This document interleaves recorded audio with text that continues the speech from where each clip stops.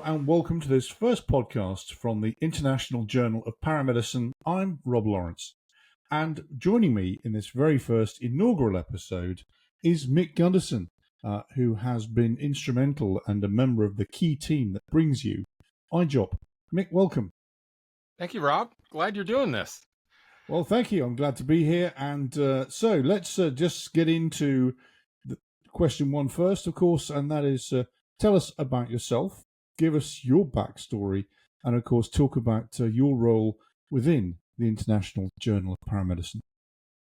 So I'm the editor-in-chief of the journal, but we'll start out with a little bit on my background.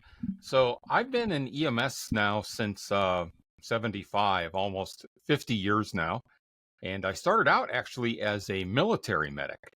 And after I got out of the service, I transitioned into civilian EMS and started attending school part-time on my days off, and ended up getting a job at the medical school, working for a trauma surgeon in his oxygen transport physiology lab. And Rob, that was quite the experience. It was just an incredible learning opportunity. And his study was in oxygen transport physiology, shock specifically. And I just really loved the research learning opportunities that were being afforded to me. And so I really got into it, started designing my own experiments or studies after a couple of years, and really started flourishing there. But one day, Rob, I had a conversation with Dr. Watkins, the surgeon I was working for, and we were in the laboratory, and George was at the time president of the American Trauma Society and was very active in professional circles in surgery and trauma surgery. And I remember asking him what the peer-reviewed journal was for EMS, and he just started kind of chuckling a little bit and said that EMS really wasn't far enough along yet to really have established a peer-reviewed journal yet. Emergency medicine itself as a medical specialty was just getting going. And my question was prompted by the fact that I quickly realized after working at the medical school for a short time that kind of the coin of the realm at the medical school was publishing in peer-reviewed journals. And I had all these ideas for projects I wanted to do in the research laboratory, but didn't know, what journals would be appropriate to publish that stuff in. So a little bit of water went under the bridge, and I was intrigued at the idea of getting a medical journal started. This is now mid-'80s. There was a new computer that had just been introduced called a Macintosh. And this machine could do desktop publishing. And Rob, that was kind of the spark I needed. Because when I originally thought of this, I had no idea how to even go about the mechanics of doing it. Didn't really even give much thought to the rest of it. But now that there was a mechanism to actually generate the journal, it was relatively straightforward to kind of model the page layouts and the structure of other medical journals that I had been reading. So I talked it up around the medical school with different faculty members, some local EMS medical directors, and some of my more academically inclined colleagues. And so we put together an editorial board and started what was called the Tampa Bay EMS Journal. And we just started distributing it free out to all the local ambulance stations and fire stations. And but we did send a few copies sprinkled around the country to the EMS researchers whose work I had been following at the time, that were publishing primarily in emergency medicine journals, but there was some critical care stuff and surgery, etc. And so I got a lot of very positive feedback from people about the Tampa Bay Journal, and the advertisers were very supportive. They realized that they really weren't getting a whole lot of bang for their buck. They were advertising more just to support uh, the idea of getting a peer-reviewed journal started in EMS. So after we were publishing about a year, we took the journal national, renamed it the Journal of Pre-Hospital Medicine, recruited a national level editorial board with kind of a who's who in EMS at the time. And it caught the attention of folks up in Pittsburgh, where Ron Stewart was then the chairman of the Department of Emergency Medicine at University of Pittsburgh and was a medical director for Pittsburgh EMS. And he had just become president of this new group called the National Association of EMS Physicians. And NEMSP wanted to start a peer-reviewed EMS journal, but I beat them to the punch. And they had no idea who I was. They just saw these journals from Tampa start showing up. But it did catch their interest. And coincidentally, there was a guy down the hallway from Dr. Stewart named Peter Saffer, a name that many of the listeners will be familiar with. Resuscitation researcher extraordinaire, the person behind getting Freedom House Ambulance started and assigning Nancy Caroline to the project, and cardiopulmonary cerebral resuscitation, et cetera, et cetera. Just an amazing man and career. He and R. Adams Cowley, the guy who started shock trauma in Maryland, they were editing a journal at the time already called the Journal of the World Association for Disaster and Emergency Medicine. And that journal was struggling a little bit. So Dr. Stewart and Dr. Saffer thought they should just kind of combine forces and do a journal together. And my journal showed up. So they had already appointed an editor, Marv Birnbaum, to lead their new project. So Dr. Birnbaum reached out to me and found out I was still riding backwards on a fire truck running frontline EMS calls. So he was kind of intrigued on how I pulled this off. So Marv actually flew down to Florida and spent a few days with me.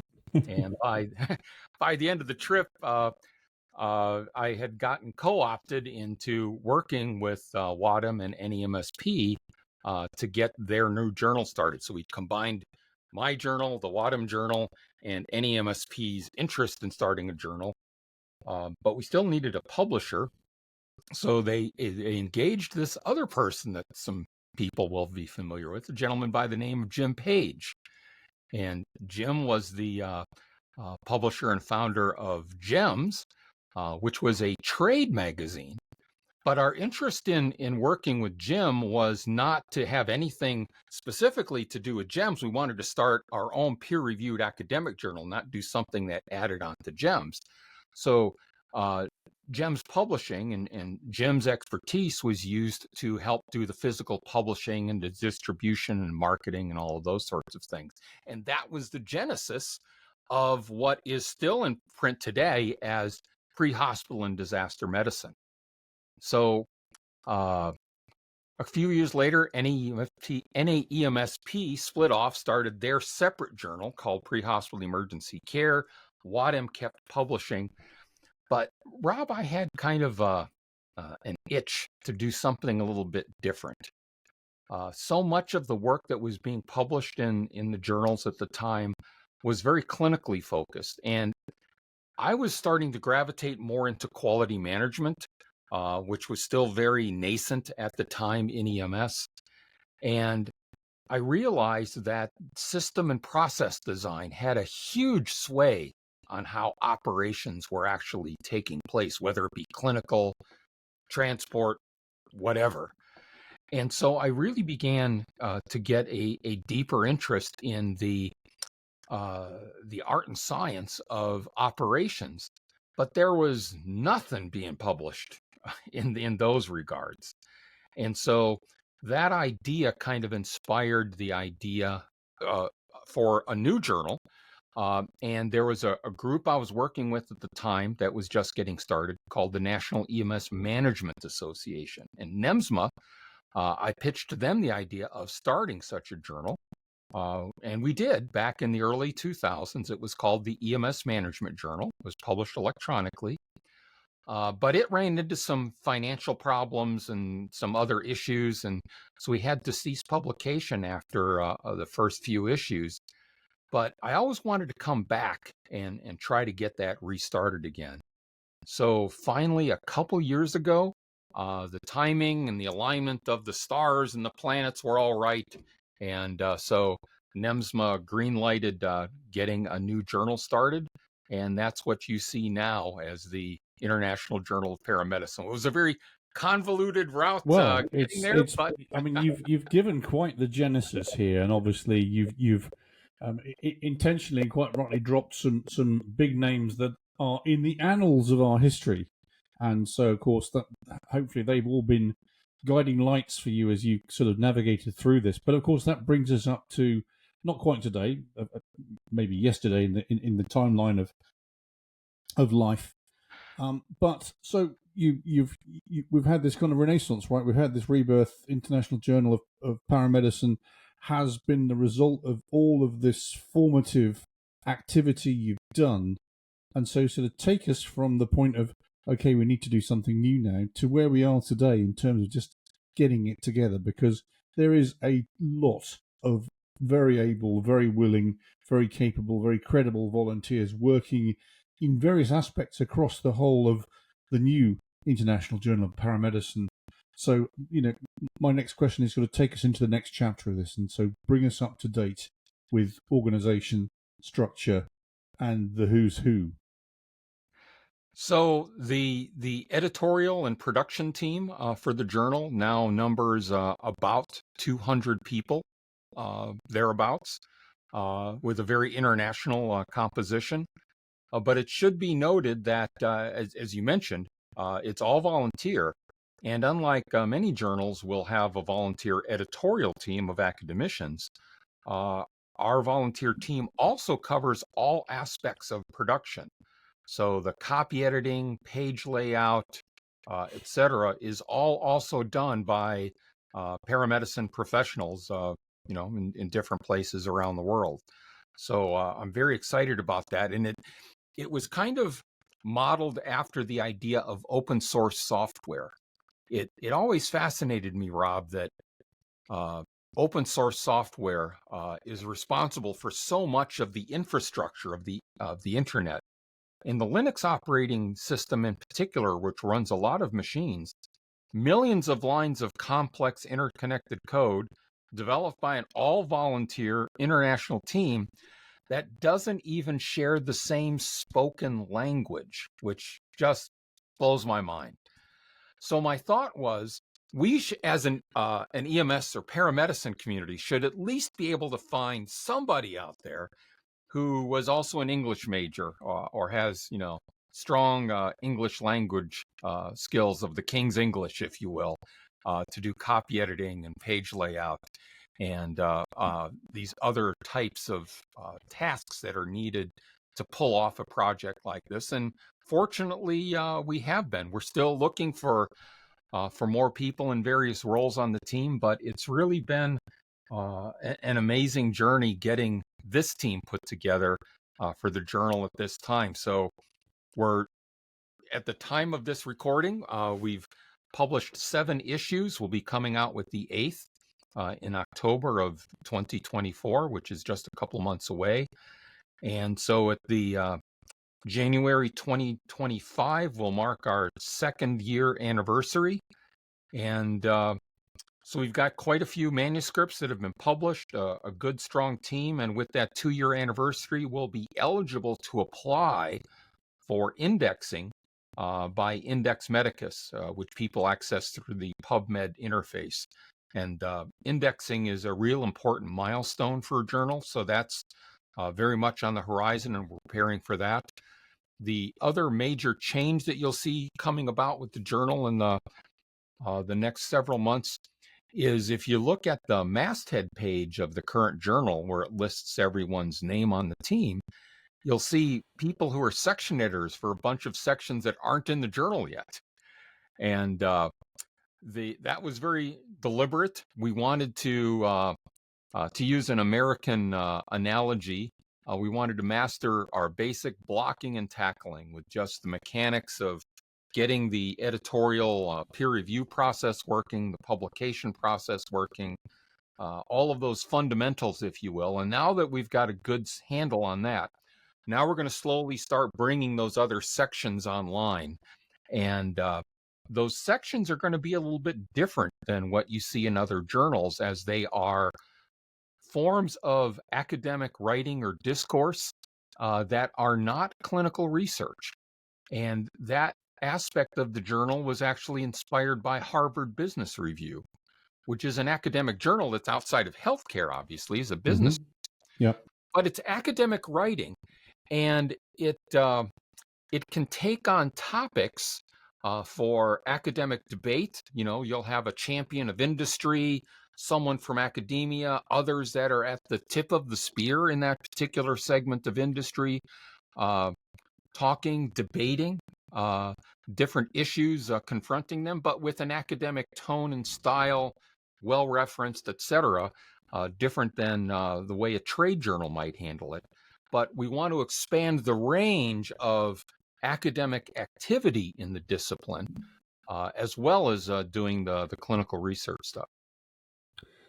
Wow, that's quite. Again, you've got quite the plan there. One question I want to go back and ask, of course, this is the International Journal of Paramedicine. There are contributors and members of the team that probably have either an Elizabeth or a Charles in their currency, right? So is this in American English or, as you say, the King's English? Well, I was using the King's English to kind of convey the formality of the language, but it is neither the King's English or American English. We actually, in our guidelines for authors, state that we publish in academic English. Oh, right. Does that have as many vowels as the British English? Then there we go. No, That's where I was going with that. a That's bit where I was more going with tight. that. All right, yeah, because half of Americans don't use "use," do they? So anyway, Yeah. that's another story. So here we are. We've now set up. You've done a nice job of explaining kind of the makeup, if you like, of this, and we have other journals in EMS. What marks this as different? I would go back to those sections of the journal that are going to be non-research scholarly writings. Is one of the major differences. The other contrast is that we are really trying to put more attention on non-clinical research. So we want to do research, but on things like operations. Like we had a manuscript published from a team in Japan that were engineers studying stretcher tipping is a good example. Very non-clinical study done by engineers working in the discipline, but looking at this safety issue and trying to identify the variables that influence stretcher tipping. So a great example of research that was non-clinical in nature, but very important to our discipline. A EMS lawyer who we all know, but I won't name, said, and I quote, "If we stopped dropping patients off stretchers, I would be out of a job."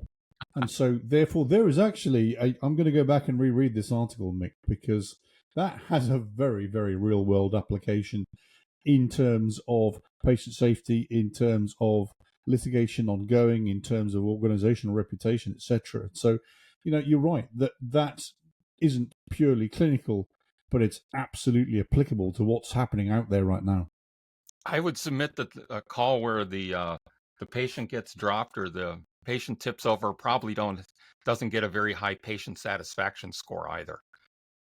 No, it doesn't. And as I say, that the lawyer I was talking to, is amazed that in 2024 we're still doing this and we haven't come up with ways of not doing it. So, therefore, read that article in the in the edition that it features in. Please, everybody. So no. So that's a real world and a good answer, Mick. A real world. So manuscripts. So what is the process? I have a hypothesis. I'm going to write something. I'm going to submit something. What's the route to eventual publication? Who's gonna cast hands and eyes on it? Sure. So, an author interested should, and this is true for any journal, the first order of business, after you've kind of decided your research topic, and I would submit that you should do this very early, even in the planning of your project, is to read the guidelines for authors for the journal or journals in which you anticipate you may submit for publication. And one of the realities is sometimes you end up sending this to a couple different journals before you find one that accepts it for publication. So uh, that said, read the guidelines for authors because they will have different requirements in terms of study design, composition, etc., particularly with regard to getting your project reviewed by an institutional review board if it involves human subjects to make sure that's done. So you'll go through those mechanics in the guidelines for authors and you'll submit your files. When those get submitted into the website for IJOP, the platform that is on automatically sends an email to me as the editor-in-chief and notifies me of a new submission. And the first step is for me to do what's called a desk review. And that's where I answer just a few basic questions about the submission. Is it in scope? Does it have anything to do with paramedicine? And you'd be surprised. There's submissions we get that really aren't. Second, is it of reasonable quality? And it's not somebody's fifth grade homework assignment or really written in a tone and style more appropriate for a trade journal rather than an academic journal, and then meets the mechanical requirements that are in the guidelines for authors using APA references and in-text citations and a number of different things like that. So if it meets all those criteria, then it will get put into the peer review pipeline. And there will be a set of at least 3 peer reviewers that'll be assigned to the manuscript. And those assignments are made on the basis of entries that came from those peer reviewers' information in a database. So let's suppose I get a manuscript that's about emergency medical dispatch, for example. When a new reviewer comes onto our editorial team, they fill out a form, and one of the areas of the form is for the reviewer to indicate the areas of expertise that they feel they have adequate knowledge and background to opine reasonably on a given topic in our discipline and are interested in reviewing manuscripts in that category. So that goes into the database. So then when I'm looking for reviewers, I would filter the list and look for all the reviewers that have emergency medical dispatch as one of those topic areas that they could review on. And with that, I can see how many reviews they've already done, if they're currently doing any reviews, when the last one they had completed. So I can kind of load balance across the editors so one person doesn't get flooded and another person isn't getting any. So it kind of evens out the distribution. They get the abstract along with an invitation to review. And sometimes it catches the reviewer at a time when they've got other deadlines. Maybe they're going on vacation. Life happens. So they can turn down the review. But if they accept the review, then we ask them to complete their review within 14 days using a very structured process that we provide based on something called the Equator Guidelines. And the Equator Guidelines are international consensus standards on how a empirical research study should be structured, a case review should be structured, a literature review, et cetera, et cetera.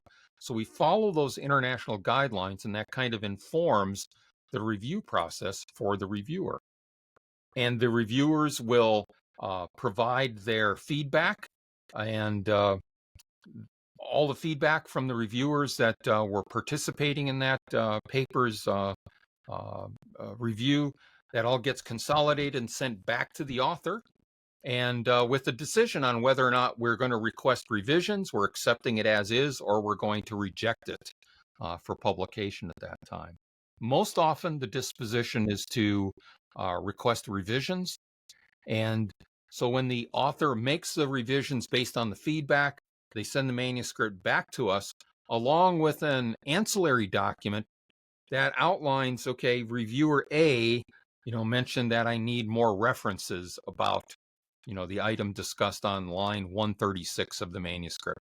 So they'll say added more references, or they might say that's all the references that are available, no change made, just boom, boom, boom, right through the list to kind of expedite the review process. So it may go through several cycles of this submission, feedback, until it gets polished up to the point where the peer reviewers feel that it's ready for prime time and ready to be published in the journal. So, sorry, were you going to just add something there? Yeah, so from there, it then goes to a copy editor, and they, use the academic English, King's English, to kind of clean that all up, particularly since we get a lot of manuscripts from authors with English not as their native language. So we'll clean all of that up. Yeah. Then it goes to page layout, gets put into the columns. The author takes a final look through that. A copy editor looks at it before it's actually put on the website. And we publish quarterly, but if we get it through that gauntlet of steps before a quarterly issue is released, we will release it as what's called a pre-publication version, which is going to be the same as the final version, except it doesn't have the contiguous page numbers. Because at that point, I don't know if the article is going to start on page 17 or 77 or wherever. But otherwise, the manuscript is complete and ready to go. So we're up to edition 7, and obviously you've just described the comprehensive process in order to become published, which is right and proper because this is a true peer-reviewed journal. We're not talking, as you already mentioned, the delineation between academic peer review and a trade magazine. But is there a pipeline of folk already coming in with their drafts in the process? I mean, we're not going to run out of people. People are actually now lining up to be published, right? Or is that a statement of fact? Yes, it is, and that's another very healthy milestone for the journal, is that you have a backlog of unprocessed manuscripts or things that are in the queue, if you will. And at this point, I think I've probably got about 37 manuscripts in the queue. So we're going to obviously have more in before the October issue comes out, but I would anticipate that the October issue will probably publish about 20, and we may get another dozen or so in, between now and October. So by the time we get to January, the queue should be back up to the same or even a higher level. So we're in pretty good shape there. So right, and that's where I was going. So this is a good problem to have. Yes. So we've published your paper. Simple question, Mick. Who owns it? Who has the copyright? The article is published under a Creative Commons license, and we are an open source journal. And so, unlike many of the other journals, you do not have to be a member of the professional association or a subscriber to get full access to the content. It's free for everyone to access and download. And the copyright is shared between the authors and the National EMS Management Association. Much like content in Wikipedia and other places like that also use what's called Creative Commons licensing. Excellent. That's a good answer. And so that really kind of rounds out the whole journey for an article that someone wants to submit. But I guess there are other peer-reviewed publications out there. Why should people pick International Journal of Paramedicine as their go-to source for getting published? Well, we're the new kids on the block. So until we get indexed by Index Medicus, PubMed, uh, it's a bit of a challenge. I'm actually really glad we're getting as many submissions as we are, and hopefully we will get indexed, and all of the indexing going into Index Medicus will be retroactive. So everything we've published up to that point will also be included in indexing. But the reason I would point out for people to publish in IJOP is I think the readership is shaping up to be a little bit different than the clinical journals. Again, because of this a little bit more operational bent or perspective on the journal, I think it will be attracting more operations and line managers looking for strong literature to support or inform their operational decisions, policies, procedures, etc. The clinical journals are still out there, and they're going strong. That's great stuff. And we're not turning down clinical content, but we do have an arrangement actually with pre-hospital emergency care where some things that may get submitted to IJOP that are a primary clinical intervention study, I might actually refer over to PEC with the author's permission. And PEC gets some manuscripts in that they will refer over to us. So we do have a very good working relationship in that regard. But it's at the discretion of the author, of course.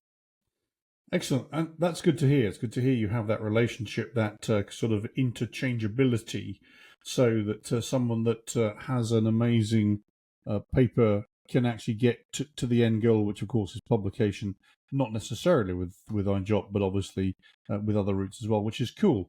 So the question I always ask when I interview people, Mick, is the final one, and is there anything I've forgotten to ask or anything you need to tell us?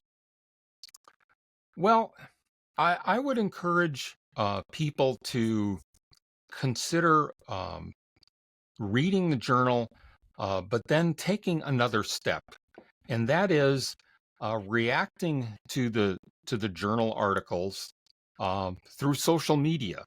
Something else we're going to be doing a little bit different with IJOP than the other journals is, and this is one of the new sections that's getting ready to ramp up, and this podcast is part of that effort, is to have a very strong social media presence with the journal and its publications. So as you and I have discussed, Rob, we anticipate doing a podcast like this for many of the articles that we publish, inviting the authors to participate and having some real-time chat during a live stream, posting on LinkedIn and having the discussion threads there, the discussion threads on the YouTube channel, etc. And what we plan to do is to curate those social media conversation threads and bring them into the pages of the journal itself, much like a letter to the editor. And the rationale behind this is we want to see the publication of an article be the start of a conversation rather than the end of the process. One of the things that I love about academic medicine is when you go to a scientific conference like the NAMSP conference, and they'll present the abstracts for EMS research there. At the end of the oral abstract, which is usually about a 10-minute presentation by the researchers, they open up the microphone, and it allows the other researchers or other people interested in the work to step up to the microphone and ask questions of the researchers. And it may be things along the lines of, have you considered this different interpretation of the data, or why did you use this statistical test rather than this other one? And it challenges the researchers in a very healthy way. It's a very healthy type of conversation to have a good, candid, critical discussion of the rigor of the research, the methodologies, the conclusions, and interpretations. And so we want to stimulate more of that kind of dialogue through the social media channels. And it's actually a very approachable way for people that are interested in these topics to get their stuff into the journal itself by submitting these letters to the editor through the social media channels. So that's something I would really like to encourage people to do, is instead of just reading the article and saying, well, gosh, they didn't even think of X, Y, or Z, bring it up and let's have some conversation about it. And let's all grow intellectually as a discipline through that type of conversation. Well, what we do know about social media in 2024 and probably beyond is that, as I always say, people aren't backwards in coming forwards. So there will be opinions, whether you want them or not. So that can be a healthy thing. And of course, that then stimulates debate, discussion.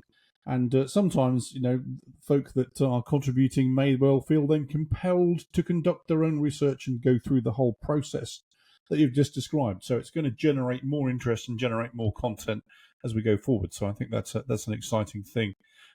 You are quite right, Mick, that we hope to continue this podcast. We hope to bring the authors in to discuss their paper, to discuss their thoughts, to discuss their hypothesis, to discuss their outcomes, and obviously, hopefully, to then improve the practice of EMS across the piece. As you say, we're not just clinical, we're operational, and any other area and any other facet of operations in our profession. And so thank you for enabling folk to do that, Mick. And final question then, how can we follow you, how can we get in touch, and how can we contact you? So IJOP will have its YouTube channel.